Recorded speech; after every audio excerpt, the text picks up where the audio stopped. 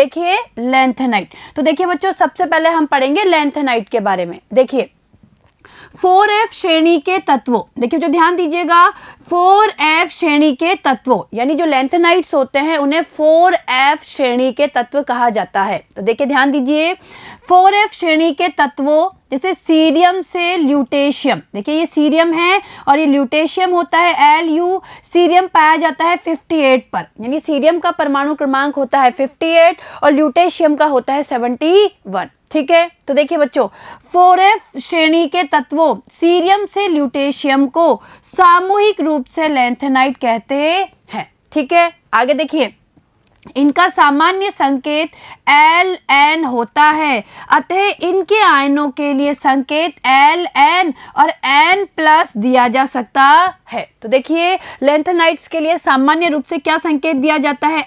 Ln। ठीक है, लैंथेनाइडों का सामान्य इलेक्ट्रॉनिक विन्यास 4f1 5d021 एंड 6s2 होता है। तो देखिए बच्चों, ये आप लोगों को पता होना जरूरी है कि लैंथेनाइडों का सामान्य इलेक्ट्रॉनिक विन्यास क्या होता है। तो देखिए ये होता है इसका सामान्य इलेक्ट्रॉनिक विन्यास। और देखिए इसमें प्रोमीथियम, देखिए पीएम का मतलब है प्रोमीथियम रेडियोधर्मी होता है, यानी जो प्रोमीथियम होता है वो क्या होता है? वो रेडियोधर्मी तत्व होता है। चलें आगे, चलिए अब देखिए, लैंथेनम तथा लैंथेनाइडों को दुर्लभ मृदा धातु भी कहते हैं। देखिए जो ध्यान दीजिएगा कि जो लैंथेनाइड होते हैं या जो लैंथेनम होते हैं उन्हें हम दुर्बल मृदा धातु भी कहते हैं, क्योंकि प्रारंभ में ये इनके ऑक्साइडों से निष्कर्षित किए जाते थे तथा ऑक्साइडों को मृदा कहा जाता था, जो कि दुर्लभता से प्राप्त होते थे। क्लियर है? और देखिए बच्चों, यहाँ पे एक चीज और समझने की कोशिश करिए कि जो लैंथेनाइड्स है उन्हें लैंथेनाइड नाम क्यों दिया गया? क्योंकि ये लैंथेनम के बाद आते हैं। देखिए बच्चों, जो लैंथेनाइड्स जो 14 तत्व होते हैं वो लैंथेनम के बाद आते हैं, यानी आवर्त सारणी में लैंथेनम के बाद आते हैं, इसीलिए इन्हें क्या कहा जाता है? लैंथेनाइड्स कहा जाता है। ठीक है, आगे देखिए, अब देखिए इलेक्ट्रॉनिक विन्यास। देखिए बच्चों, लैंथेनम, लैंथेनाइडो तथा उनके आयनों के इलेक्ट्रॉनिक विन्यास निम्न प्रकार होते हैं। तो देखिए अब हम लोग लैंथेनम, लैंथेनाइडो और उनके आयनों के इलेक्ट्रॉनिक विन्यास के बारे में अध्ययन करेंगे। तो देखिए जो ध्यान दीजिए, देखिए बच्चों इस सारणी को ध्यान से देखिए, इस सारणी से आप लोगों को इनके इलेक्ट्रॉनिक विन्यास को समझने में बहुत मदद मिलेगी। तो देखिए जो समझने की कोशिश करिए। देखिए सबसे पहले देखिए बच्चों, यहाँ पे देखिए, यहाँ पे आपको बताए हुए हैं परमाणु क्रमांक, यहाँ पे आपको दिए हुए हैं परमाणु क्रमांक और यहाँ पे दिए गए हैं परमाणुओं के नाम। ठीक है, तो सबसे पहले हम ये देख लेते हैं कि जो लैंथेनाइड्स होते हैं उसमें कौन कौन से परमाणु आते हैं। तो देखिए बच्चों ध्यान दीजिए, देखिए यहाँ पे 57 नंबर पे है लैंथेनम। भाई 57 परमाणु क्रमांक पे क्या आता है? लैंथेनम आता है। और देखिए बच्चों, लैंथेनम होता है डी ब्लॉक का तत्व। जो लैंथेनम होता है वो क्या होता है? डी ब्लॉक का तत्व होता है। क्लियर है? और लैंथेनम के बाद देखिए सीरियम, यानी परमाणु क्रमांक 58 से लेके परमाणु क्रमांक 71 तक, यानी सीरियम से लेके ल्यूटीशियम तक के जो तत्व होते हैं वो आते हैं हमारे 4f श्रेणी में, या हम कह सकते हैं लैंथेनाइड्स में आते हैं। तो ये हमारे हो गए f ब्लॉक के तत्व। ठीक है, ये हमारे लैंथेनाइड्स हो गए 58 से लेके 71 तक। क्लियर है? देखिए बच्चों, यहाँ पे दिए हुए हैं इनके संकेत, ये इनके संकेत है। और देखिए ये संकेत हमें पता होना बहुत ही जरूरी है, क्योंकि कभी कभी परीक्षा में इनका इलेक्ट्रॉनिक विन्यास भी पूछ लिया जाता है कि इनके इलेक्ट्रॉनिक विन्यास को समझाइए, तो हमें ये संकेत पता होना जरूरी है।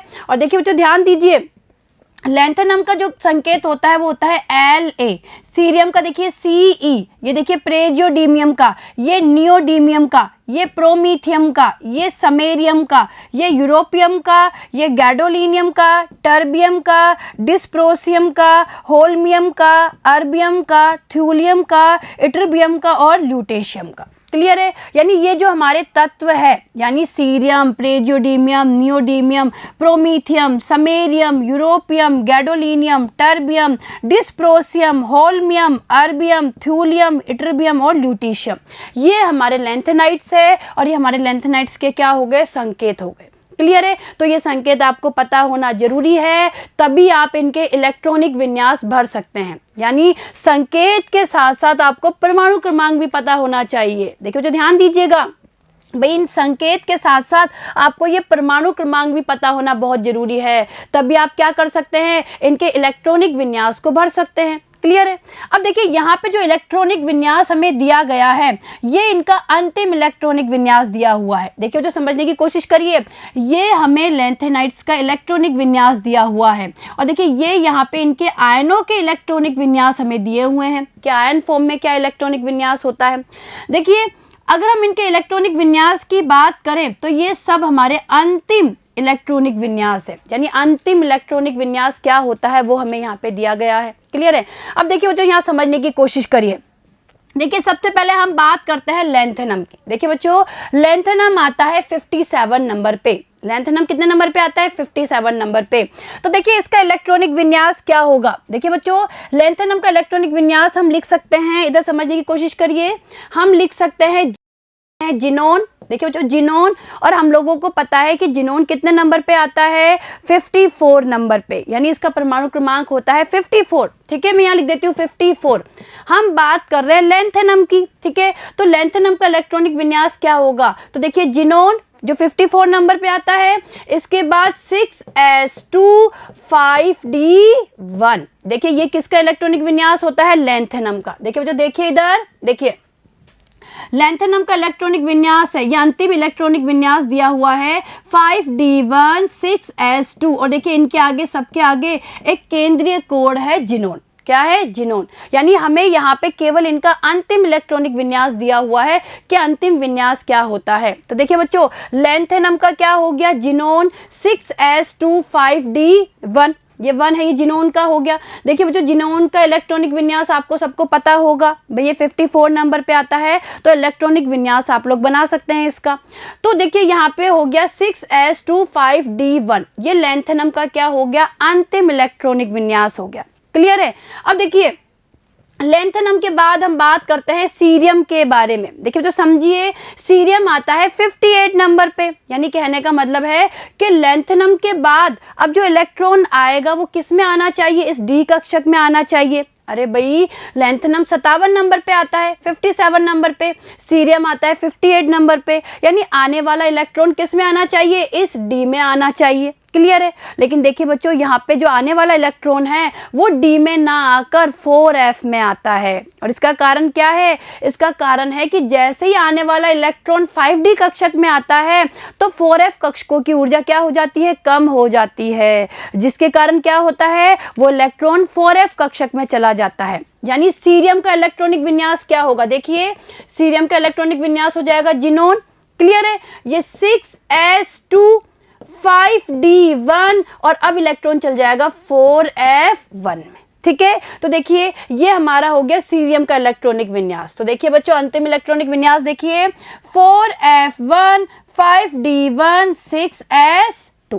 क्लियर है। देखिए ये सीरियम का इलेक्ट्रॉनिक विन्यास है, यानी जिनोन है, और जिनोन के बाद जो ये अंतिम विन्यास है वो ये होता है हमारे सीरियम का। क्लियर है, आया समझ में। अब देखिए क्या होगा, अगर प्रेजियोडीमियम की बात करें तो देखिए बच्चों प्रेजियोडीमियम में अब आने वाला इलेक्ट्रॉन, यानी अब जो इलेक्ट्रॉन होंगे वो डी में नहीं जाएंगे, डी के सारे इलेक्ट्रॉन किस में आ जाएंगे, एफ में आ जाएंगे। यानी प्रेजियोडीमियम के लिए देखिए इलेक्ट्रॉनिक विन्यास क्या आ जाएगा, 4f3 6s2, यानी हम ये लिख सकते हैं जिनोन। देखिए हम लिख सकते हैं जिनोन, और ये हो जाएगा 4f3 6s2। ठीक है, ये हमारे देखिए प्रेजियोडीमियम के लिए क्या हो गया, ये हमारे इलेक्ट्रॉनिक विन्यास हो गया। और इसी तरीके से अब आने वाले जो इलेक्ट्रॉन है वो किस में आते हैं, 4f कक्षक में आते हैं। और देख लीजिए इसीलिए इन्हें क्या कहा जाता है, f ब्लॉक के तत्व या लैंथेनाइड्स कहा जाता है। क्लियर है, तो ये चीज आपको समझ में आई। तो एक बार हम इनके इलेक्ट्रॉनिक विन्यास पे नजर डाल लेते हैं। तो देखिए वो जो समझने की कोशिश करना इलेक्ट्रॉनिक विन्यास को। अब देखिए हमने यहां तक देख लिया, प्रेजियोडीमियम तक हमने देख लिया। अब देखिए नियोडीमियम, देखिए बच्चों नियोडीमियम आता है 60 नंबर पे, और इसका इलेक्ट्रॉनिक विन्यास होगा 4f4 6s2। ठीक है, प्रोमीथियम का देखिए 4f5 6s2, समेरियम का देखिए 4f6 6s2, और यूरोपियम का देखिए 4f7 6s2। और अब देखिए बच्चों गैडोलिनियम, देखिए बच्चों यहाँ ध्यान दीजिएगा भाई, गैडोलिनियम आता है 64 नंबर पे। देखिए ध्यान दीजिए, गैडोलिनियम आता है 64 नंबर पे। और देखिए इसका इलेक्ट्रॉनिक विन्यास देखिए बच्चों, इसका इलेक्ट्रॉनिक विन्यास होगा 4f7 5d1 6s2। देखिए जो ध्यान दीजिएगा, बहुत इंपॉर्टेंट है। देखिए गैडोलिनियम में क्या होता है, अब जो आने वाला इलेक्ट्रॉन है भाई 4f7, भाई यूरोपियम में 4f7 हो गया। अब जो इलेक्ट्रॉन आएगा वो f कक्षक में ना जाकर d कक्षक में जाएगा। और इसका कारण क्या है भाई, इससे क्या होता है, गैडोलिनियम में हमें अर्धपूरित विन्यास यानी 4f7 विन्यास प्राप्त होता है, जो क्या होता है, स्थायी होता है। क्लियर है? तो देखिए बच्चों गैडोलिनियम का इलेक्ट्रॉनिक विन्यास है, ये आपको पता होना चाहिए। तो देखिए इसका इलेक्ट्रॉनिक विन्यास क्या हो जाएगा, जिनोन, भाई पहले आगे तो आ जाएगा जिनोन, ठीक है, और अंतिम हो जाएगा 4f7 5d1 6s2। क्लियर है? इसी तरीके से देखिए, ये देखिए टर्बियम का देखिए 4f9 6s2, डिस्प्रोसियम का देखिए 4f10 6s2, होल्मियम का देखिए 4f11 6s2, और इसी तरीके से अर्बियम का देखिए 4f12 6s2, थ्यूलियम का देखिए 4f13 6s2, इटरबियम का देखिए 4f14 6s2, और ल्यूटेशियम का देखिए बच्चों 4f14 5d1 6s2। यानी ल्यूटेशियम में भी क्या होगा, अब आने वाला इलेक्ट्रॉन डी कक्षक में जाएगा, जिससे 4f14 स्थायी विन्यास प्राप्त होता है। देख, ठीक है, तो देखा आप लोगों ने कि केवल सीरियम में, गैडोलिनियम में और ल्यूटीशियम में ही क्या होता है, डी कक्षक में एक एक इलेक्ट्रॉन होता है, बाकी सब में डी में 0। क्लियर है? तो ये इलेक्ट्रॉनिक विन्यास आपको समझ में आए होंगे। और देखिए बच्चों इन इलेक्ट्रॉनिक विन्यास की आप बहुत अच्छे से प्रैक्टिस करिए, परीक्षा में ये पूछे जाते हैं। और देखिए ये इनके आयनों के इलेक्ट्रॉनिक विन्यास बताए हुए हैं। आयनों का मतलब Ln2+, यानी जब लैंथेनाइड्स में से 2 इलेक्ट्रॉन निकल जाते हैं तो अंतिम इलेक्ट्रॉनिक विन्यास क्या रहता है, और जब 3 इलेक्ट्रॉन निकल जाते हैं तो अंतिम इलेक्ट्रॉनिक विन्यास क्या रहता है, वो हमें यहाँ पे बताया हुआ है। क्लियर है? चले आगे, चलिए अब देखिए बच्चों हम लोगों ने इनके इलेक्ट्रॉनिक विन्यास के बारे में तो पढ़ लिया, इनका इलेक्ट्रॉनिक विन्यास क्या होता है, लेकिन इस इलेक्ट्रॉनिक विन्यास से हमें क्या क्या निष्कर्ष निकलते हैं उसके बारे में हम अध्ययन करेंगे। तो देखिए पहला, देखिए इन सभी तत्वों में 6s2 विन्यास होता है, लेकिन 4f विन्यास भिन्न भिन्न होता है। देखिए ध्यान दीजिएगा, इन सभी तत्वों में 6s2 विन्यास होता है, लेकिन 4f विन्यास भिन्न भिन्न होता है। आगे देखिए लैंथेनम का विन्यास 5d1 6s2 होता है। देखिए बच्चों लैंथेनम का अंतिम विन्यास क्या होता है, 5d1 6s2। इसे हम ऐसे भी लिख सकते हैं, जिनोन 5d1 6s2, इस तरीके से भी हम लिख सकते हैं। ठीक है, जबकि इसमें अंतिम इलेक्ट्रॉन 4f में भरा जाना चाहिए। देखिए ध्यान दीजिएगा भाई, इसमें अंतिम इलेक्ट्रॉन 4f में भरा जाना चाहिए n+l नियम के अनुसार, क्योंकि यह वास्तव में d खंड का तत्व है, अतः यह n+l नियम का क्या है, अपवाद है। ठीक है, आगे देखिए तीसरा, देखिए लैंथेनम के पश्चात ऐसा लगता है कि आने वाले इलेक्ट्रॉन 5d में ही भरे जाने चाहिए, लेकिन ये 4f से भरे जाते हैं। देखिए ये 4f में भरे जाते हैं क्योंकि नए इलेक्ट्रॉन आते ही 4f की ऊर्जा 5d से कम हो जाती है। मैंने बताया ना, अभी आपको समझाया था भाई क्या होता है कि जैसे ही कोई नया इलेक्ट्रॉन आता है 4f की ऊर्जा 5d कक्षक से कम हो जाती है, और इसी कारण प्रेजियोडाइमियम में 5d का एक इलेक्ट्रॉन 4f में आ जाता है। ठीक है, चलिए आगे देखिए चौथा, देखिए गैडोलिनियम तथा ल्यूटेशियम में, देखिए गैडोलिनियम 64 नंबर पे आता है और ल्यूटेशियम 71 पे। तो देखिए गैडोलिनियम तथा ल्यूटेशियम में आने वाला इलेक्ट्रॉन 4f में ना जाकर 5d में भरा जाता है, क्योंकि इससे क्रमशः अर्धपूरित यानी 4f7 तथा पूर्ण पूरित यानी 4f14 स्थायी विन्यास प्राप्त होते हैं। और देखिए बच्चों इसके बारे में मैंने आपको समझाया था भाई, गैडोलिनियम में तो क्या होता है भाई, जो आने वाला इलेक्ट्रॉन है वो 5d में चल जाता है, जिससे 4f7 यानी अर्धपूरित विन्यास प्राप्त होता है। जबकि ल्यूटीशियम में देखिए क्या होता है, ल्यूटीशियम में आने वाला इलेक्ट्रॉन जब 5d में चला जाता है तो 4f14 यानी पूर्ण भरित विन्यास प्राप्त होता है। और दोनों ही विन्यास कैसे होते हैं, स्थायी होते हैं। क्लियर है। आगे देखिए पांचवा, लैंथेनाइडों के Ln3+ आयनों के इलेक्ट्रॉनिक विन्यास का क्रम 4f0 से 4f14 तक होता है तथा इनमें +3 ऑक्सीकरण अवस्था ही सर्वाधिक स्थायी होती है। तो देखिए ध्यान दीजिएगा भाई, इनकी जो +3 ऑक्सीकरण अवस्था होती है वही क्या होती है, अधिक स्थायी होती है। क्लियर है। आगे अब देखिए परमाणु तथा आयनिक आकार। तो देखिए बच्चों, अब हम इनके परमाणु तथा आयनिक आकार के बारे में पढ़ेंगे। देखिए लैंथेनाइडों में बाएं से दाएं जाने पर परमाणु तथा आयनिक आकार यानी त्रिज्या दोनों ही क्या होते हैं, कम होते हैं। देखिए जो ध्यान दीजिएगा भाई, लैंथेनाइडों में क्या होता है, बाएं से दाएं जाने पर इनके परमाणु आकार में और आयनिक त्रिज्या में क्रमिक रूप से क्या होती है, कमी आती जाती है। तो देखिए परमाणु क्रमांक बढ़ने पर नाभिकीय आवेश बढ़ता है। देखिए समझिए इस कारण को, इसका कारण क्या है। देखिए परमाणु क्रमांक बढ़ने पर नाभिकीय आवेश बढ़ता है जिससे इलेक्ट्रॉन पर नाभिकीय आकर्षण बढ़ता है। ठीक है।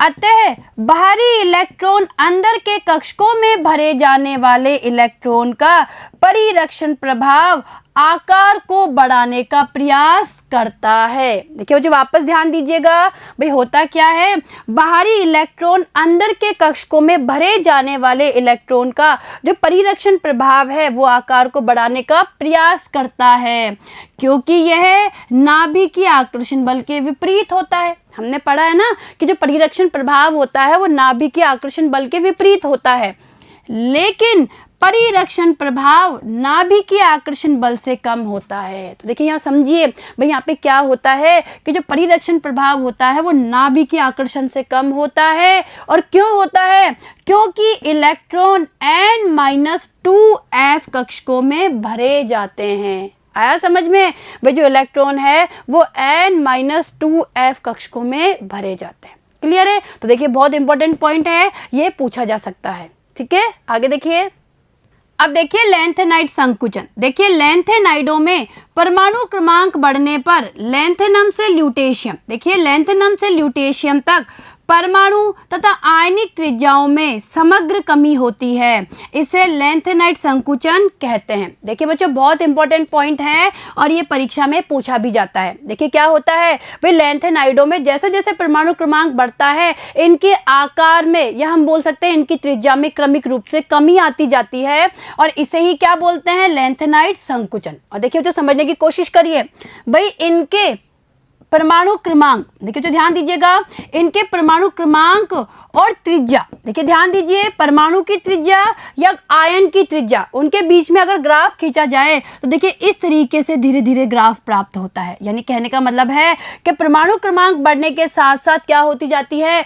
त्रिज्या भी कम होती जाती है, या इसे हम बोल सकते हैं कि आकार में कमी आती जाती है। देखिए वापस समझिए कि भाई जैसे जैसे लैंथेनाइड्स का परमाणु क्रमांक बढ़ता है वैसे वैसे देखिए इनके आकार में क्या हो रही है, आकार में धीरे धीरे कमी आ रही है। क्लियर है। तो इसे ही क्या कहते हैं, लैंथेनाइड संकुचन कहते हैं।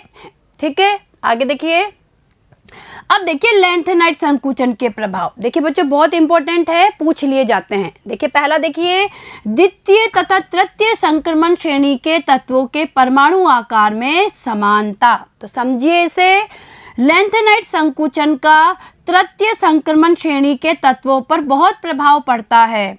इसके कारण तृतीय संक्रमण श्रेणी के तत्वों के परमाणु आकार दूसरी संक्रमण श्रेणी के संगत तत्वों के परमाणु आकार के लगभग समान होते हैं। तो आया समझ में भाई, होता क्या है, द्वितीय तथा जो तृतीय संक्रमण श्रेणी होती है उनके तत्वों के जो परमाणु आकार है वो लगभग क्या होते हैं, समान होते हैं, और इसका कारण क्या है, लैंथेनाइड संकुचन। ठीक है। आगे देखिए, देखिए जिरकोनियम, देखिए जिरकोनियम 160 पिकोमीटर तथा हॉफनियम देखिए 159 पिकोमीटर। ठीक है, के परमाणु आकार का लगभग समान मान लैंथेनाइड संकुचन का ही क्या है, परिणाम। तो ठीक है भाई, इन दोनों के जो परमाणु आकार है वो लगभग समान होते हैं। देखिए इसका 160 पिकोमीटर, इसका 159 पिकोमीटर।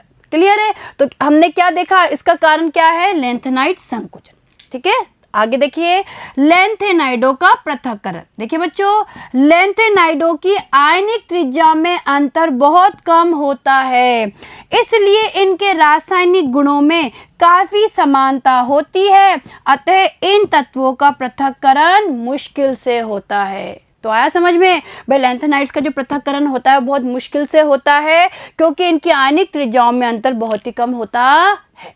ठीक है, आगे, लेकिन इनके आकार में कुछ अंतर होता है, जिसके कारण इनकी विलेयता तथा संकुल बनाने की प्रवृत्ति में भिन्नता आ जाती है, अतः इनका पृथक्करण आयन विनिमय विधि द्वारा संभव हो पाता है। ठीक है, आगे देखिए तीसरा, देखिए हाइड्रोक्साइडों की क्षारीय प्रबलता। देखिए बच्चों, लैंथेनम से ल्यूटेशियम तक इनके हाइड्रोक्साइडों की क्षारीय प्रबलता कम होती है, क्योंकि इनकी आयनिक त्रिज्याओं में कमी होती है।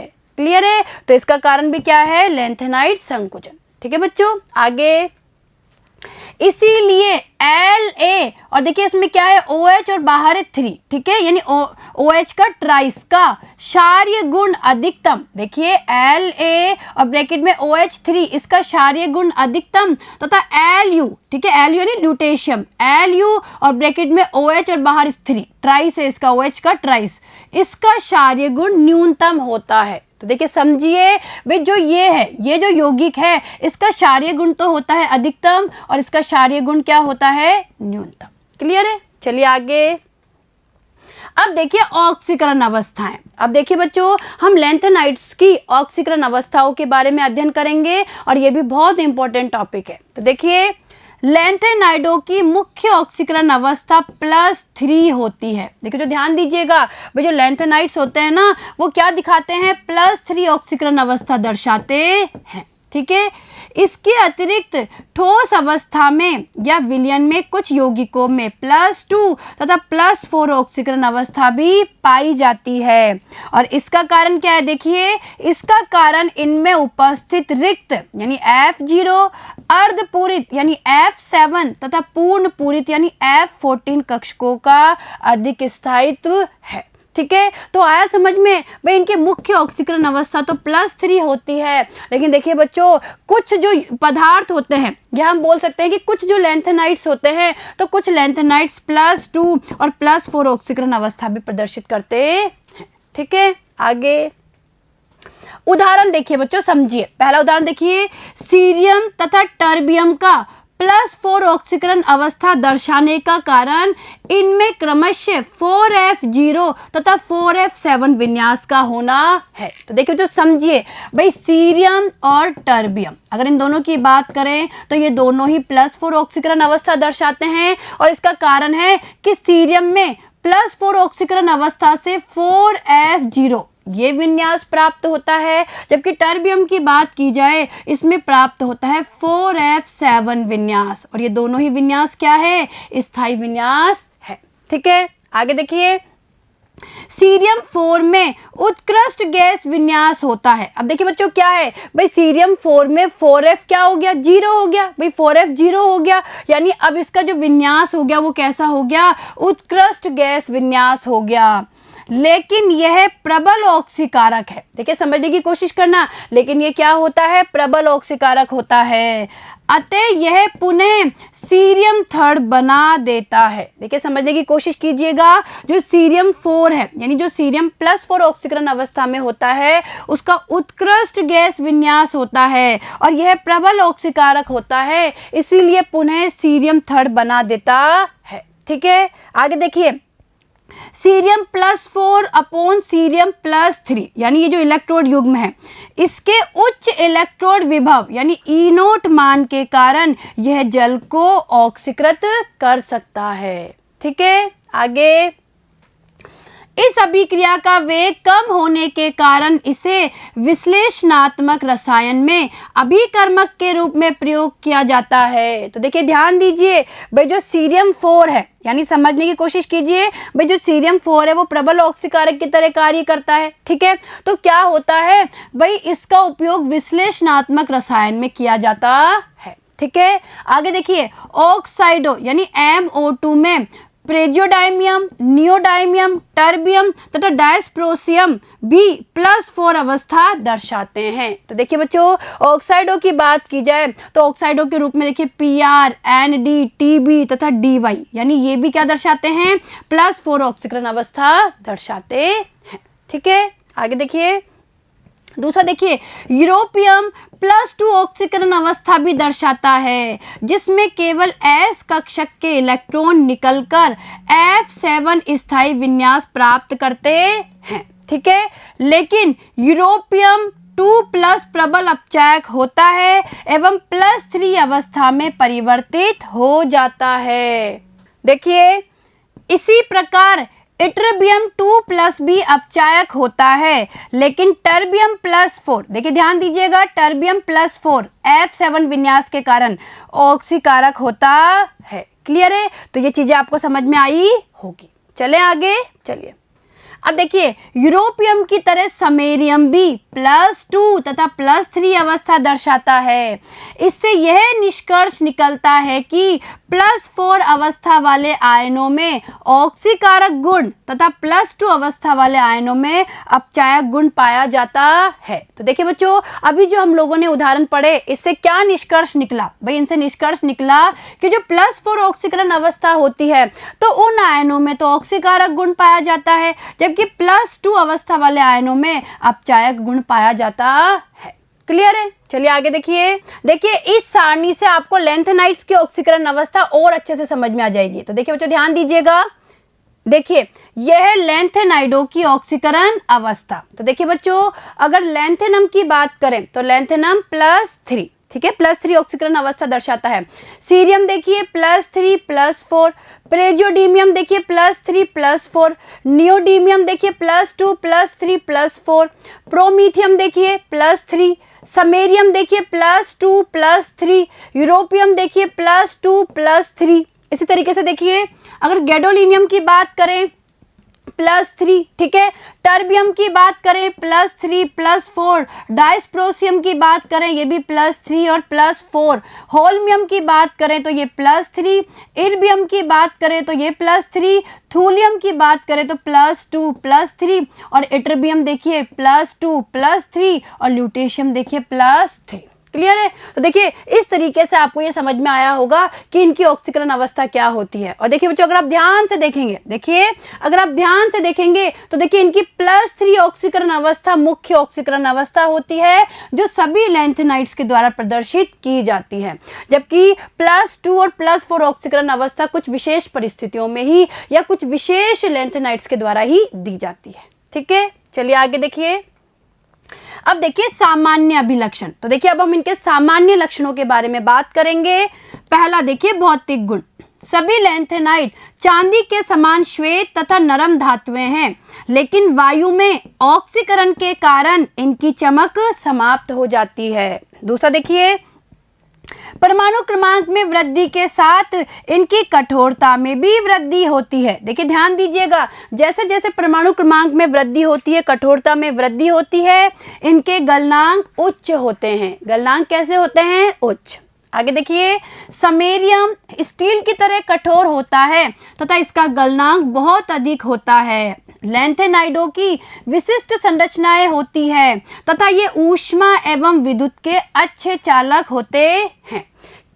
केवल यूरोपियम तथा इट्रबियम और कभी कभी समेरियम तथा थ्यूलियम को छोड़कर इनके घनत्व तथा अन्य गुणों में सामान्य परिवर्तन होता है। ये धातुएं आघात वर्धनीय एवं तन्य होती है, जिनकी तनन सामर्थ्य बहुत कम होती है। ठीक है, आगे दूसरा देखिए रंग तथा चुंबकीय गुण। देखिए बच्चों, लैंथेनाइडों में कुछ त्रिसंयोजी आयन ठोस अवस्था तथा विलयन में रंगीन होते हैं। इन आयनों का रंग इलेक्ट्रॉनों की उपस्थिति के कारण होता है। ठीक है, आगे देखिए, लैंथेनम 3+ तथा ल्यूटेशियम 3+ आयन रंगहीन है, परंतु शेष लैंथेनाइड आयन रंगीन होते हैं। और देखिए बच्चों, लैंथेनाइड आयन रंगीन क्यों होते हैं? इनका कारण होता है FF संक्रमण। तो देखिए, लेकिन FF संक्रमण के कारण अवशोषण बैंड संकीर्ण होते हैं। तो देखिए, इनके रंग का कारण होता है FF संक्रमण। और देखिए, FF संक्रमण के कारण ही जो इनके अवशोषण बैंड होते हैं वो कैसे होते हैं? वो संकीर्ण होते हैं। क्लियर है? आगे देखिए, कुछ आयनों का रंग समान होता है, जैसे देखिए Pr3+ वे Tm+3 ये हरे रंग के होते हैं। इसी तरीके से देखिए Nd3+ वे Er3+ गुलाबी होते हैं। आगे देखिए 4F0, ठीक है, यानी लैंथेनम 3+ तथा सीरियम 4+ एवं 4F14 इट्रिबियम 2+ तथा ल्यूटेशियम 3+ विन्यास के अतिरिक्त अन्य सभी विन्यास युक्त लैंथेनाइड आयन अनुचुंबकीय होते हैं। तो देखो, तो ध्यान दीजिएगा भाई, ये जो हमें बताया हुआ है 4F0 और 4F14 जो विन्यास है, इनके अतिरिक्त अन्य जो जितने भी विन्यास होते हैं वो विन्यास युक्त लैंथेनाइड, देखिए ध्यान दीजिएगा, अन्य विन्यास युक्त लैंथेनाइड आयन कैसे होते हैं? अनुचुंबकीय होते हैं तथा नियोडीमियम का अनुचुंबकीय गुण अधिकतम होता है। ठीक है, आगे तीसरा देखिए आयनन एंथैल्पी तथा क्रियाशीलता। देखिए, लैंथेनाइडों की प्रथम आयनन एंथैल्पी का मान लगभग 600 किलोजूल मोल इनवर्स होता है तथा इनकी द्वितीय आयनन एंथैल्पी लगभग 1200 किलोजूल मोल इनवर्स होती है। देखिए ध्यान दीजिएगा, जो कि कैल्शियम की द्वितीय आयनन एंथैल्पी के समान है। अतः प्रारंभिक लैंथेनाइडों की क्रियाशीलता कैल्शियम के समान होती है। ठीक है, आगे, लेकिन परमाणु क्रमांक बढ़ने पर इनकी क्रियाशीलता एल्यूमिनियम के समान होती जाती है। लैंथेनाइडों की क्रियाशीलता डी ब्लॉक के तत्वों से अधिक होती है। ठीक है, अगला गुण देखिए इनका अपचायक गुण। देखिए सार्ध अभिक्रिया से समझिए।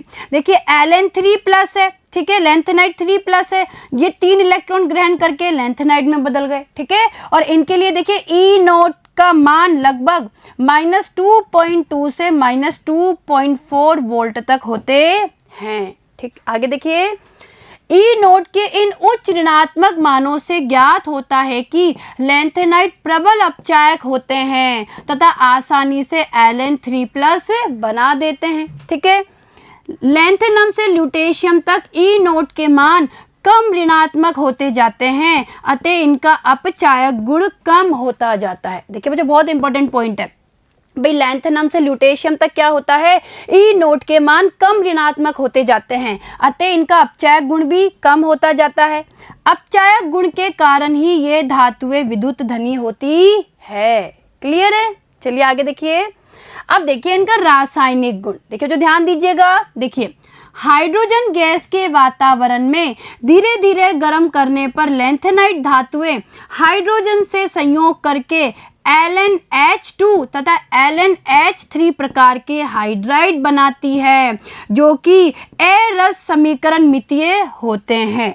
आगे देखिए, कार्बन के साथ गर्म करने पर ये विभिन्न प्रकार के कार्बाइड बनाती है। देखिए लैंथेनाइड्स को जब कार्बन के साथ गर्म करते हैं तो कार्बाइड बनते हैं। और देखिए अभिक्रिया, देखिए लैंथेनाइड है, देखिए जो ध्यान दीजिएगा, ये लैंथेनाइड है, कार्बन से अभिक्रिया हो रही है। और देखिए Ln3C, Ln2C3 तथा LnC2, यानी इस प्रकार के कार्बाइड बनते हैं।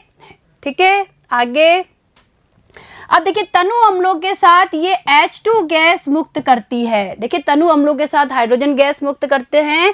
और अभिक्रिया देखिए, ये भी ये लैंथेनाइड है, 2Ln अभिक्रिया करेंगे अम्ल के साथ 6H+, और ये देखिए Ln3+, किस में बदल गई? Ln3+ में, और ये H2 गैस बाहर निकल गई। ऐसे देखिए इन्हें हैलोजनों के साथ जलाने पर ट्राई हैलाइड बनते हैं। तो देखिए बच्चों, अगर हैलोजन के साथ इनको जलाया जाता है तो ट्राई हैलाइड बनते हैं। देखिए अभिक्रिया देखिए 2Ln यानी लैंथेनाइड है, ये हैलोजन के साथ अभिक्रिया कर रहे हैं। 3x2 ये क्या बन गए LnX3 यानी ट्राई हैलाइड का क्या हो गया यहाँ पे निर्माण हो गया। ठीक है, आगे अब देखिए H2O के साथ क्रिया करके लैंथेनाइड संगत हाइड्रोक्साइड बनाती है। इसका कारण उच्च ऋणात्मक मानक अपचयन विभव है। ये ठंडे जल से धीमे लेकिन गर्म जल से तेजी से अभिक्रिया करती है। तो देखिए लैंथेनाइड जल से क्रिया करती है, ठीक है, और ये क्या बन गया हाइड्रोक्साइड बन गया Ln ब्रैकेट में OH और यहाँ पे 3। क्लियर है, आगे देखिए ये हाइड्रोक्साइड वायु की CO2 का अवशोषण करके कार्बोनेट, देखिए इस तरीके से Ln2CO3 और इसके बाहर 3, ठीक है, बनाते हैं, यानी इस प्रकार के कार्बोनेट बनाते हैं। क्योंकि क्षारीय मृदा धातुओं के हाइड्रोक्साइडों के समान ये भी क्षारीय होते हैं। ठीक है बच्चों, आगे ऑक्सीजन में जलाने पर इनके ऑक्साइड बनते हैं जो कि क्षारीय होते हैं। देखिए बच्चों ऑक्सीजन के साथ जलाने पर क्या बनेंगे ऑक्साइड बनते हैं, और ये ऑक्साइड कैसे होते हैं क्षारीय होते हैं। तो देखिए लैंथेनम है, ऑक्सीजन से अभिक्रिया होगी यानी जलाएंगे इसको ऑक्सीजन की उपस्थिति में, ये बन गया Ln2O3, ठीक है, ये ऑक्साइड बन गए। आगे देखिए सल्फर के साथ गर्म करने पर इनके सल्फाइड तथा नाइट्रोजन के साथ गर्म करने पर इनके नाइट्राइड बनते हैं। और देखिए अभिक्रिया देखिए सल्फर के साथ और नाइट्रोजन के साथ अभिक्रिया देखिए बच्चों, ये देखिए ये क्या है हमारा लैंथेनाइड है, सल्फर के साथ अभिक्रिया करवा रहे हैं, ये बन गया Ln2S3 सल्फाइड बन गया। इस तरीके से देखिए जब ये नाइट्रोजन के साथ अभिक्रिया करते हैं यानी लैंथेनाइड नाइट्रोजन के साथ अभिक्रिया करेंगे, ये बन गया नाइट्राइड, क्या बन गया नाइट्राइड। क्लियर है, अब देखिए लैंथेनाइडों के उपयोग। तो देखिए बच्चों हम लोगों ने लैंथेनाइड्स की रासायनिक अभिक्रियाएं पढ़ ली है कि किस किस प्रकार की रासायनिक अभिक्रियाएं देते हैं, और अब हम इनके उपयोग के बारे में पढ़ेंगे। तो देखिए ध्यान दीजिए लैंथेनाइडों का उपयोग प्लेट तथा पाइप बनाने के लिए मिश्र धातु इस्पात के उत्पादन में किया जाता है। लैंथेनाइडों के मिश्रित ऑक्साइडों तथा सीरियम फॉस्फेट का उपयोग पेट्रोलियम के भंजन में उत्प्रेरक के रूप में किया जाता है। क्लियर है, आगे देखिए लैंथेनाइडों के कुछ ऑक्साइडों का उपयोग स्फुर दीप्ति के रूप में टेलीविजन पर्दे में किया जाता है। लैंथेनाइडों से युक्त एक प्रमुख मिश्र धातु मिश्र धातु होता है, ठीक है, जिसमें लगभग 95% एक लैंथेनाइड धातु, लगभग 5% आयरन तथा थोड़ा सा सल्फर, कार्बन, कैल्शियम व एल्यूमिनियम होता है। ठीक है, तो ये किसकी बात की जा रही है मिश्र धातु की। तो देखिए मिश्र धातु में 95% यानी 95% क्या होती है एक लैंथेनाइड धातु होती है। क्लियर है, मिश्र धातु की अत्यधिक मात्रा मैग्नीशियम आधारित मिश्र धातुओं में प्रयुक्त होती है। ठीक है, आगे देखिए जिन्हें बंदूक की गोली, कवच या खोल तथा हल्के फ्लिंट के उत्पादन के लिए उपयोग में लिया जाता है। ठीक है, मिश्र धातु का उपयोग अपचायक के रूप में भी किया जाता है। मैग्नीशियम मिश्र धातु यानी 30% मिश्र धातु तथा 1% जिरकोनियम से जेट इंजन के पुर्जे बनाए जाते हैं। ठीक है, आगे मिश्र धातु एल्यूमिनियम को उच्च ताप सामर्थ्य तथा तांबे को कठोरता एवं जंगरोधी गुण प्रदान करता है। विभिन्न कार्बनिक यौगिकों के हाइड्रोजनीकरण, विहाइड्रोजनीकरण तथा ऑक्सीकरण अभिक्रियाओं में लैंथेनाइडों के यौगिकों को उत्प्रेरक के रूप में प्रयुक्त किया जाता है। आगे सीरियम ताप तथा पराबैंगनी प्रकाश दोनों का अवशोषण करता है, अतः इसका उपयोग चश्मों के निर्माण में किया जाता है। देखिए ध्यान दीजिएगा भाई सीरियम क्या करता है ताप तथा पराबैंगनी प्रकाश दोनों का अवशोषण करता है, तो इसका उपयोग कहाँ करते हैं चश्मों के निर्माण में। ऐसे देखिए Nd2O3 तथा Pr2O3 का उपयोग रंगीन कांच के निर्माण में किया जाता है। सीरियम के लवणों का उपयोग रुई को रंगने में किया जाता है। क्लियर है, चलिए आगे देखिए। अब देखिए एक्टिनाइड। तो देखिए बच्चों हम लोगों ने लैंथेनाइड्स के बारे में पढ़ लिया है और अब हम बात करेंगे एक्टिनाइड की। तो देखिए समझिएगा, देखिए 5F श्रेणी के तत्वों यानी थोरियम से लेके लॉरेंशियम तक। देखिए ध्यान दीजिएगा, थोरियम आता है 90 नंबर पे यानी इसका परमाणु क्रमांक होता है 90 और लॉरेंशियम का 103। तो देखिए बच्चों 5F श्रेणी के तत्वों यानी थोरियम से लॉरेंशियम को एक्टिनाइड कहते हैं क्योंकि इनके गुण एक्टिनियम से मिलते हैं। देखिए बच्चों ये एक्टिनियम के बाद पाए जाते हैं, जो एक्टिनाइड होते हैं वो एक्टिनियम के बाद पाए जाते हैं, इसीलिए इनको क्या कहा जाता है, एक्टिनॉइड। ठीक है, आगे देखिए एक्टिनाइडों का सामान्य इलेक्ट्रॉनिक विन्यास 5F2214 6D022 7s2 होता है तथा इनका संकेत A और स्मॉल n इस तरीके से हम कंबाइन रूप से इस संकेत के रूप में इनको दर्शाते हैं। आगे देखिए एक्टिनाइड रेडियो सक्रिय तत्व होते हैं तथा इनके प्रारंभिक सदस्यों की अर्धायु अपेक्षाकृत अधिक होती है। क्लियर है? आगे परंतु बाद वाले सदस्यों की अर्धायु 1 दिन से 3 मिनट तक होती है। लॉरेंशियम की अर्धायु 3 मिनट होती है, अर्थात परमाणु क्रमांक बढ़ने पर इनका स्थायित्व कम होता है। आगे देखिए यूरेनियम यानी यूरेनियम 92, परमाणु क्रमांक क्या है यूरेनियम का, 92। तो देखिए यूरेनियम के बाद के सभी तत्व रेडियो सक्रिय व कृत्रिम होते हैं तथा ये प्रकृति में नहीं पाए जाते और इन्हें परा यूरेनियम तत्व या अति भारी तत्व कहते हैं। तो देखिए ध्यान दीजिए भाई यूरेनियम के बाद के जो सभी तत्व होते हैं वो रेडियो सक्रिय और कृत्रिम होते हैं, जो प्रकृति में नहीं पाए जाते हैं इन्हें या तो परा यूरेनियम तत्व कहते हैं या अति भारी तत्व कहते हैं। क्लियर है? आगे देखिए अब देखिए इलेक्ट्रॉनिक विन्यास। एक्टिनियम तथा एक्टिनाइडों के परमाणु एवं उनके आयनों के इलेक्ट्रॉनिक विन्यास निम्नलिखित है। तो देखिए बच्चों अब हम लोग एक्टिनियम, एक्टिनाइडों और उनके आयनों के इलेक्ट्रॉनिक विन्यास के बारे में बात करेंगे। तो देखिए ध्यान दीजिए, देखिए बच्चों इस सारणी को ध्यान से देखिए और इस सारणी से आपको एक्टिनाइडों के इलेक्ट्रॉनिक विन्यास को समझने में बहुत मदद मिलेगी। तो देखिए समझिए, तो सबसे पहले हम ये देख लेते हैं कि एक्टिनाइड में कौन कौन से तत्व आते हैं। तो देखिए बच्चों यहाँ पे दिए गए हैं परमाणु क्रमांक और ये दिए गए हैं नाम। तो देखिए परमाणु क्रमांक 89 यानी 89 पर अगर हम बात करें तो आता है एक्टिनियम और देखिए एक्टिनियम होता है डी ब्लॉक का तत्व। देखिए बच्चों समझने की कोशिश करिए, एक्टिनियम क्या होता है, डी ब्लॉक का तत्व होता है और जो एक्टिनॉइड होते हैं वो एक्टिनियम के बाद आते हैं, इसीलिए इनको एक्टिनॉइड कहा जाता है। ठीक है, अब देखिए 90 नंबर पे देखिए थोरियम,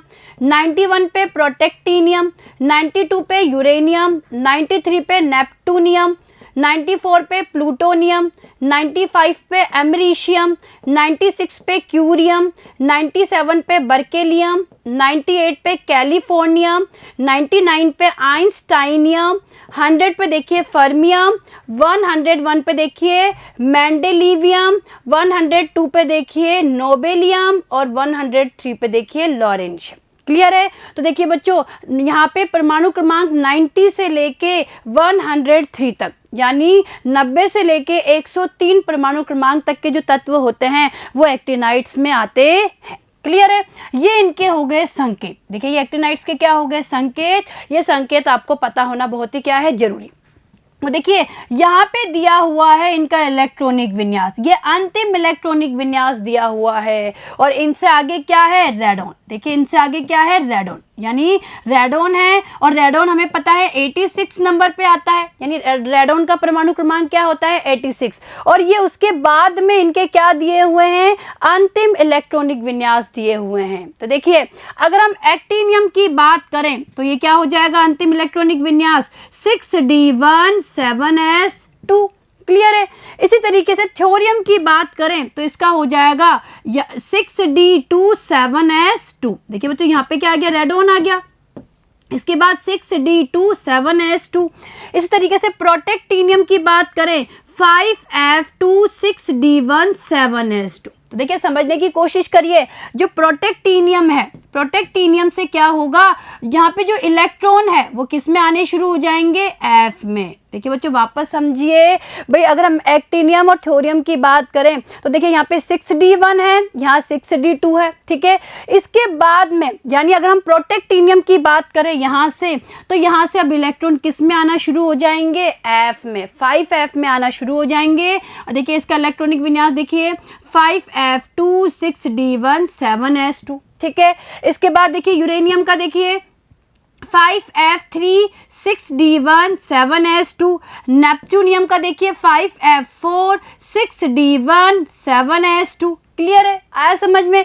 और इसके बाद प्लूटोनियम का देखिए 5f6 7s2। तो देखिए बच्चों यहाँ पे समझने की कोशिश करना, 1 2 3 4 यानी कहने का मतलब है नेपच्यूनियम तक डी में एक इलेक्ट्रॉन रहता है। क्लियर है भाई, थोरियम में डी में 2 इलेक्ट्रॉन, फिर एक इलेक्ट्रॉन, और उसके बाद प्लूटोनियम से डी में 6d में कोई इलेक्ट्रॉन नहीं होता, इलेक्ट्रॉन किस में आ जाता है, 5f में। देखिए प्लूटोनियम का इलेक्ट्रॉनिक विन्यास क्या निकला, 5f6 7s2। ऐसे अमरेशियम का देखिए 5f7 7s2। और देखिए बच्चों क्यूरियम का देखिए, ये बहुत इंपॉर्टेंट है।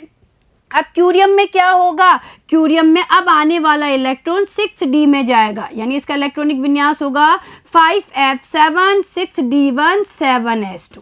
क्लियर है। और ऐसा क्यों होता है, क्योंकि ऐसा होने पर इसमें अर्धपूरित विन्यास 5f7 प्राप्त होता है, ठीक है। ऐसे देखिए बर्केलियम का देखिए 5f9 7s2, कैलिफोर्नियम का देखिए 5f10 7s2, आइंस्टाइनियम का देखिए 5f11 7s2, फर्मियम का देखिए 5f12 7s2, ऐसे मेंडेलिवियम का देखिए 5f13 7s2, नोबेलियम का देखिए 5f14 7s2, और लॉरेंशियम का देखिए लास्ट में 5f14। और अब आने वाला इलेक्ट्रॉन अब क्या आएगा, 6d में, तो 5f14 6d1 7s2, ठीक है। तो देखिए बच्चों ये इनके इलेक्ट्रॉनिक विन्यास है, इनकी भी आप अच्छे से प्रैक्टिस करिए। और देखिए ये देखिए ये इनके आयनों में यानी आयनिक फॉर्म में क्या अंतिम इलेक्ट्रॉनिक विन्यास होता है वो यहाँ पे दिए गए हैं। क्लियर है, तो ये आपको समझ में आए होंगे, तो आप इनकी बहुत अच्छे से प्रैक्टिस करिए। चलिए आगे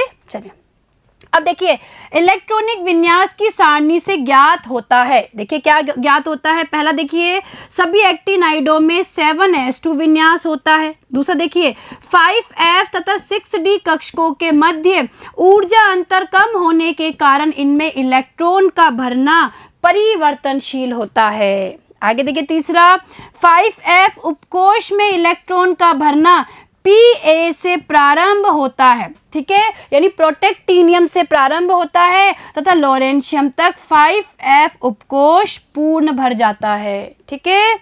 देखिए चौथा देखिए लेंथेनाइडो के समान एक्टिनाइडो के इलेक्ट्रॉनिक विन्यास में भी अनियमितताएं पाई जाती है, जिनका कारण F0, F7 तथा F14 स्थायी विन्यास है। इसी कारण अमरेशियम तथा क्यूरियम, देखिए ध्यान दीजिएगा, अमरेशियम और क्यूरियम का इलेक्ट्रॉनिक विन्यास क्रमशः रेडॉन 5f7 7s2 तथा रेडॉन 5f7 6d1 7s2 होता है। तो देखिए जो समझ लीजिए यहाँ पे, देखिए ये अमरेशियम है, ये क्यूरियम है, और देखिए इनके इलेक्ट्रॉनिक विन्यास देखिए, अमरेशियम का देखिए यहाँ पे रेडॉन है, उसके बाद में 5f7 7s2, और देखिए इसी तरीके से क्यूरियम का देखिए radon 5f7 6d1 7s2। Clear है। और इसका कारण समझ में आया आपको, भाई इसका कारण क्या है, इनमें F7 और F14 यानी स्थायी विन्यास का होना, ठीक है। आगे देखिए पांचवा देखिए 4f तथा 5f कक्षकों के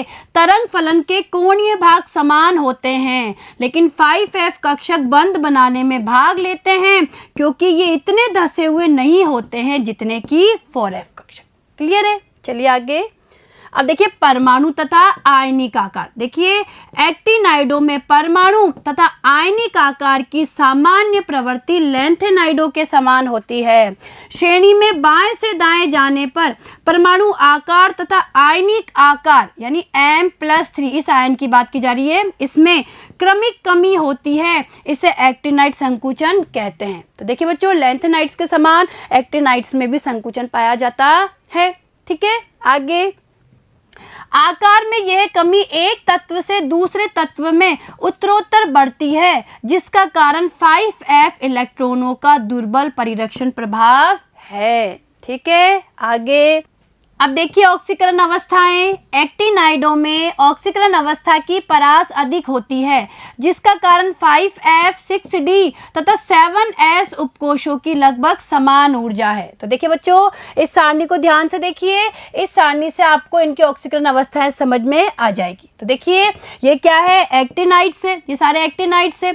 अगर आप ध्यान से देखेंगे तो देखिए इसमें +3 ऑक्सीकरण अवस्था, यानी थोरियम को छोड़कर सभी +3 ऑक्सीकरण अवस्था प्रदर्शित कर रहे हैं, जबकि देखिए +4 ऑक्सीकरण अवस्था केवल यही प्रदर्शित कर रहे हैं। ठीक है, ये देखिए +5 +6 और ये +7। क्लियर है? तो इस तरीके से ये इनका क्या हो गया, इनकी ऑक्सीकरण अवस्थाएं हो गई। चलें आगे, चलिए। सभी एक्टिनाइड +3 ऑक्सीकरण अवस्था दर्शाते हैं, अतः यह इनकी सामान्य ऑक्सीकरण अवस्था है। श्रेणी के प्रारंभिक अर्धभाग वाले तत्वों द्वारा सामान्यतः उच्च ऑक्सीकरण अवस्थाएं प्रदर्शित की जाती है। जैसे देखिए TH में +4 यानी थोरियम में +4, Pa, U तथा Np में यानी यूरेनियम और नेपच्यूनियम में क्रमशः +5 +6 तथा +7 ऑक्सीकरण अवस्था होती है, परंतु बाद वाले तत्वों में ऑक्सीकरण अवस्थाएं कम होती जाती है। आगे थोरियम केवल +4 ऑक्सीकरण अवस्था दर्शाता है तथा एक्टिनियम एवं कैलिफोर्नियम से लॉरेंशियम तक के सभी तत्व केवल +3 ऑक्सीकरण अवस्था दर्शाते हैं। लैंथेनाइडों के समान एक्टिनाइडों में भी +4 ऑक्सीकरण अवस्था की अपेक्षा +3 ऑक्सीकरण अवस्था वाले यौगिक अधिक बनते हैं तथा +3 तथा +4 ऑक्सीकरण अवस्था वाले आयनों में जल अपघटित होने की प्रवृत्ति होती है। ठीक है, आगे सामान्य अभिलक्षण देखिए। पहला देखिए भौतिक गुण। एक्टिनाइड धातुएं चांदी के समान होती है तथा ये विभिन्न प्रकार की संरचनाएं दर्शाती है। इनकी संरचनाओं में भिन्नता का कारण धात्विक त्रिज्याओं में अनियमितताएं हैं, जो कि लैंथेनाइडों से अधिक है। ठीक है, सामान्यतः इनके गलनांक, क्वथनांक तथा घनत्व उच्च होते हैं। आगे देखिए चुंबकीय गुण देखिए। एक्टिनाइडों के चुंबकीय गुण लैंथेनाइडों की तुलना में अधिक जटिल है। यद्यपि 5f के अयुग्मित इलेक्ट्रॉनों की संख्या के साथ एक्टिनाइडों की चुंबकीय प्रवृत्ति में परिवर्तन लैंथेनाइडों के समान ही है, हालांकि ये मान लैंथेनाइडों में कुछ अधिक होते हैं। आगे तीसरा देखिए रासायनिक क्रियाशीलता। देखिए बच्चों, सूक्ष्म विभाजित अवस्था में एक्टिनाइड बहुत अधिक क्रियाशील धातुएं होती है।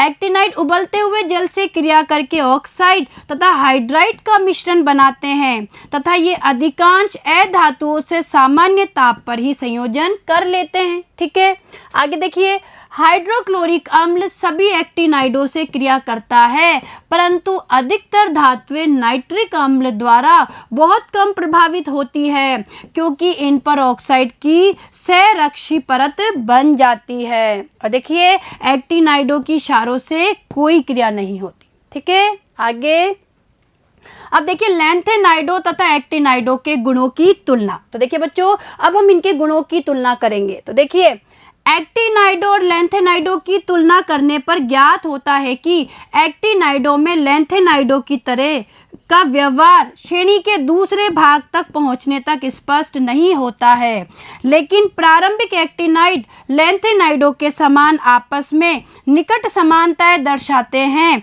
तथा इनके गुणों में क्रमिक परिवर्तन होता है। ठीक है, आगे लैंथेनाइड तथा एक्टिनाइड संकुचन का तत्वों के आकार पर बहुत प्रभाव पड़ता है और इसीलिए संगत आवर्त में उनके बाद में आने वाले तत्वों के गुणों पर भी प्रभाव पड़ता है। लेकिन लैंथेनाइड संकुचन अधिक महत्वपूर्ण है, क्योंकि एक्टिनाइडों के पश्चात आने वाले तत्वों का अध्ययन नहीं हो पाया है। ठीक है, आगे अब देखिए समानता है। देखिए दोनों में क्या समानताएं हैं। देखिए पहला देखिए, दोनों ही श्रेणियों के तत्वों के परमाणुओं के बाह्यतम 3 कोश आंशिक रूप से तथा शेष आंतरिक कोश पूर्ण भरे होते हैं। देखिए बच्चों, ये बहुत इंपॉर्टेंट पॉइंट्स है। ये समानताएं हैं भाई, लैंथेनाइड्स और एक्टिनाइड्स में क्या समानताएं होती है। दूसरा देखिए दोनों ही श्रेणियों में आयनिक त्रिज्याओं के मान परमाणु क्रमांक बढ़ने के साथ कम होते हैं। तीसरा देखिए, दोनों ही श्रेणियों के तत्व +3 ऑक्सीकरण अवस्था प्रदर्शित करते हैं। ठीक है, आगे देखिए, अधिकांशतः समान विन्यास वाले लैंथेनॉइड तथा एक्टिनॉइड आयनों के रंग लगभग समान होते हैं। आगे देखिए, लैंथेनाइडों तथा एक्टिनाइडों में समान विन्यास वाले तत्वों के चुंबकीय गुण भी लगभग समान होते हैं। एक्टिनाइडों द्वारा संकुल बनाने में 5F कक्षकों का योगदान अधिक होने के कारण इनके चुंबकीय गुण अपेक्षाकृत कम होते हैं। ठीक है, आगे, दोनों ही श्रेणियों के तत्व विद्युत धनी हैं, अतः इनकी विद्युत ऋणात्मकता बहुत कम होती है तथा ये अत्यंत क्रियाशील होते हैं। ठीक है, और देखिए, दोनों ही श्रेणियां आयन विनिमय का गुण दर्शाती हैं। ठीक है बच्चों, आगे देखिए, अब देखिए विभिन्नताएं। देखिए, अब हम बात करेंगे कि लैंथेनाइड और एक्टिनाइड में क्या अंतर होता है, क्या विभिन्नताएं होती है। देखिए, और परीक्षा में ये प्रश्न पूछ भी लिया जाता है, तो देखिए ध्यान दीजिएगा। देखिए, इधर है लैंथेनाइड और इधर क्या है, एक्टिनाइड। तो देखिए बच्चों, लैंथेनाइड देखिए, पहला देखिए, +3 ऑक्सीकरण अवस्था के अतिरिक्त कुछ लैंथेनाइड +2 तथा +4 ऑक्सीकरण अवस्थाएं भी दर्शाते हैं। ठीक है, ये बात हो गई लैंथेनाइड की। अब एक्टिनाइड में देखिए, +3 ऑक्सीकरण अवस्था के अतिरिक्त कुछ एक्टिनाइड +2, +4, +5, +6 तथा +7 ऑक्सीकरण अवस्थाएं भी दर्शाते हैं। ठीक है, पहला अंतर हो गया। दूसरा देखिए, ये ऑक्सो धनायन नहीं बनाते हैं। देखिए, जो लैंथेनाइड्स होते हैं वो ऑक्सो धनायन नहीं बनाते हैं। इसी तरीके से देखिए, एक्टिनाइड में देखिए, ये ऑक्सो धनायन बनाते हैं। जैसे देखिए, UO+, UO2+, PuO2+ आदि। क्लियर है। अब देखिए तीसरा अंतर, देखिए तीसरा देखिए, लैंथेनाइड्स में प्रोमीथियम के अतिरिक्त कोई तत्व रेडियो एक्टिव नहीं है, और एक्टिनाइड में देखिए ये सभी तत्व रेडियो एक्टिव है। यानी जो एक्टिनाइड होते हैं वो सभी क्या होते हैं, रेडियो एक्टिव होते हैं। क्लियर है। आगे देखिए, चौथा देखिए, इनमें संकुल बनाने की प्रवृत्ति बहुत कम होती है तथा ये केवल आयनिक यौगिक बनाते हैं। और एक्टिनाइड में देखिए बच्चों, इनमें संकुल बनाने की प्रवृत्ति अधिक होती है, जिसका कारण आयनों पर अधिक आवेश तथा उनका छोटा आकार है। ठीक है, आगे देखिए।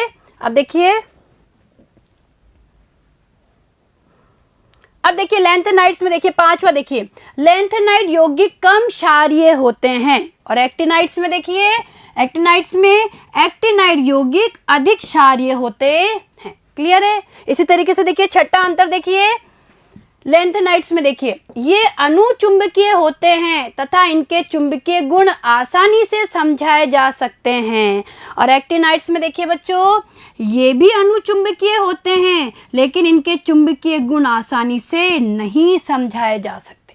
ठीक है, और देखिए लास्ट देखिए सातवां देखिए, इनके अधिकतर त्रिधनात्मक आयन रंगहीन होते हैं, और देखिए एक्टिनाइड में देखिए अधिकतर त्रिधनात्मक तथा चतुर्धनात्मक आयन रंगीन होते हैं। क्लियर है। तो ये आपको लैंथेनाइड्स और एक्टिनाइड्स में अंतर समझ में आया होगा, और कभी कभी यहाँ से परीक्षा में प्रश्न पूछ लिया जाता है। ठीक है, आगे देखिए। अब देखिए डी एवं एफ ब्लॉक तत्वों के कुछ अनुप्रयोग। तो देखिए ध्यान दीजिएगा। पहला देखिए, लोहा तथा इस्पात अत्यंत महत्वपूर्ण निर्माण सामग्री है, जिनका उत्पादन आयरन ऑक्साइड के अपचयन, अशुद्धियों के निष्कासन तथा कार्बन व मिश्र धातुओं जैसे क्रोमियम, मैग्नीज तथा निकिल के मिश्रण पर आधारित है। ठीक है। दूसरा देखिए, TiO यानी टाइटेनियम का जो ऑक्साइड है को वर्णक उद्योग में प्रयुक्त किया जाता है। आगे तीसरा देखिए, MnO2 का उपयोग शुष्क सेलों में किया जाता है। बैटरी उद्योग में जिंक तथा निकिल या कैडमियम भी आवश्यक होते हैं। चौथा देखिए, कॉपर, सिल्वर तथा गोल्ड मुद्रा धातुएं हैं। समकालीन यूके कॉपर सिक्के कॉपर लेपित यानी कॉपर कोटेड स्टील है तथा सिल्वर यूके सिक्के कॉपर निकल यानी कॉपर निकल के मिश्र धातु हैं। ठीक है। आगे पांचवा देखिए, CH3 3Al तथा TiCl4 के मिश्रण का उपयोग पॉलीथीन के उत्पादन में किया जाता है। और देखिए बच्चों, इन्हें क्या बोलते हैं? इन्हें जिगलर नाटा उत्प्रेरक बोलते हैं, ठीक है, इनके मिश्रण को। आगे देखिए छठा, देखिए एथाइन के ऑक्सीकरण से एथेनॉल बनाने के वॉकर प्रक्रम में PdCl2 को उत्प्रेरक के रूप में प्रयुक्त किया जाता है। आगे देखिए सातवां, देखिए निकेल का संकुल NiCO और ये 4 एल्काइन तथा अन्य कार्बनिक यौगिकों के बहुलकीकरण में प्रयुक्त होता है। निकेल को तेल तथा वसा के हाइड्रोजनीकरण में उत्प्रेरक के रूप में प्रयुक्त किया जाता है, ठीक है। आठवां देखिए AgBr के विशिष्ट प्रकाश संवेदी गुणों के कारण इसे फोटोग्राफी में प्रयुक्त किया जाता है। आगे नवा देखिए सल्फ्यूरिक अम्ल के उत्पादन की संपर्क विधि में SO2 के ऑक्सीकरण में V2O5 को उत्प्रेरक के रूप में प्रयुक्त किया जाता है। 10वां देखिए होबर विधि से अमोनिया बनाने के लिए आयरन उत्प्रेरक प्रयुक्त होता है। और 11वां देखिए Ag तथा Au, देखिए बच्चों Ag यानी सिल्वर और Au यानी गोल्ड, यानी सिल्वर तथा गोल्ड के समान प्लेटिनम भी एक बहुमूल्य धातु है जिससे ज्वेलरी बनाई जाती है तथा इसे विभिन्न रासायनिक प्रक्रमों में उत्प्रेरकों के रूप में भी प्रयुक्त किया जाता है। क्लियर है? तो देखिए बच्चों, ये हम लोगों ने क्या पढ़ लिए? डी और एफ ब्लॉक के तत्वों के अनुप्रयोग के बारे में पढ़ लिए। और देखिए इसी के साथ में हमारी ये यूनिट समाप्त हो जाती है। और आज हम लोगों ने एफ ब्लॉक के तत्वों यानी लैंथेनाइडो और एक्टेनाइडो का भी अध्ययन कर लिया है। क्लियर है?